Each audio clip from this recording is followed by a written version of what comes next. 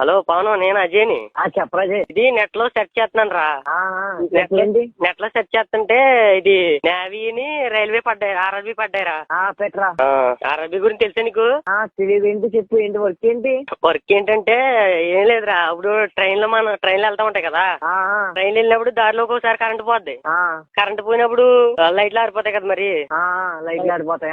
లైట్లు ఆరిపోయినప్పుడు ఏంటంటే నువ్వు ట్రైన్ కి ఎదుర్కొంటాను బ్యాటరీ లైట్ పెట్టుకుని పరిగెట్టాలి. చేస్తావు మరి నువ్వు. అది నువ్వు అప్లై చేస్తున్నావా? అంటే మా డాడీ అన్నారు నువ్వు ట్రైన్ ఎదుర్కొండా పరిగెట్టలేవు, వద్దురా అన్నారు. అంటే నేను ఫిట్ బాడీ కాదు కదా అది. నేను నేవీకి పెట్టుకుంటున్నాను, నీకు రైల్వేకి పెట్టనా? మన వాళ్ళు ఎవరైనా అప్లై చేస్తున్నారు రైల్వేకి? లేదురా, అంటే వాళ్ళు కూడా కొంచెం ఫిట్ గా లేరు. కానీ ప్రమోద్ గడు అప్లై చేస్తున్నాడు. ప్రమోద్ గడు ఫిట్ గా ఉంటాడు కదా, ఆడు పరిగెడుతున్నాడు.